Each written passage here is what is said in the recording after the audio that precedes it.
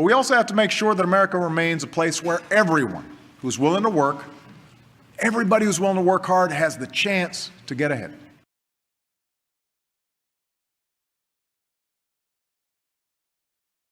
People of the South are in favor of segregation, and Supreme Court or no Supreme Court, we are going to maintain segregated schools down in Dixie. 1954, the Supreme Court said black children would go to school with white. The South said never. Little Rock was a moderate southern city in a moderate southern state. By 1956, both the state universities and the city buses were integrated. Its school board made plans to desegregate slowly. At the center of the crisis were these 9 teenagers, selected by the school board because of their excellent grades. The first day, 8 of the 9 went to school together, accompanied by their parents and ministers. They expected some harassment, but no real trouble. The 9th student, Elizabeth Eckford, had missed the call to gather with the others before school. Elizabeth Eckford walked alone and met a mob.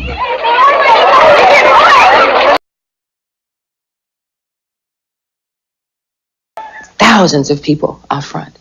And we were entering the site, and I could just get a glimpse of this group. And on the car, I could hear, on the car radio, I could hear that there was a mob. And I knew what a mob meant.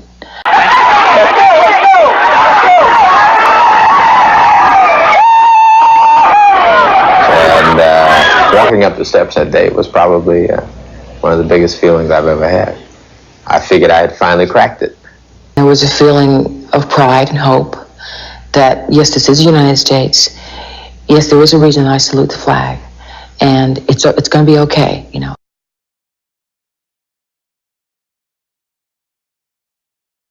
My name is Gloria Ray.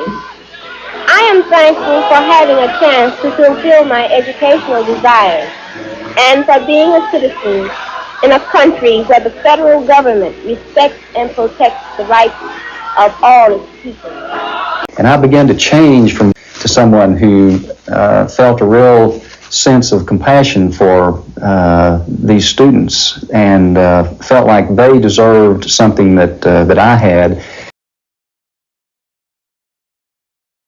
On May 29, 1958, Central High School prepared to graduate 601 white students and Ernest Green.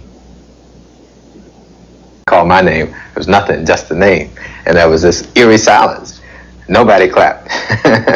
But I figured they didn't have to, because after I got that diploma, that was it. I had accomplished what I had come there for.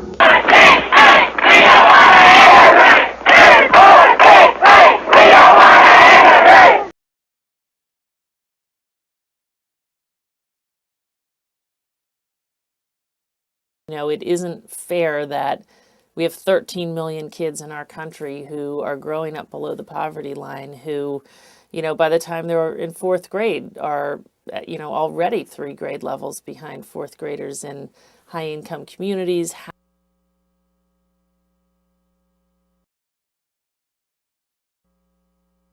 My name is Cedric Forte. I'm a junior at Heritage High School, 425. My name is Jackson Langvort. I'm 18-year-old and I'm a senior at McCray High School.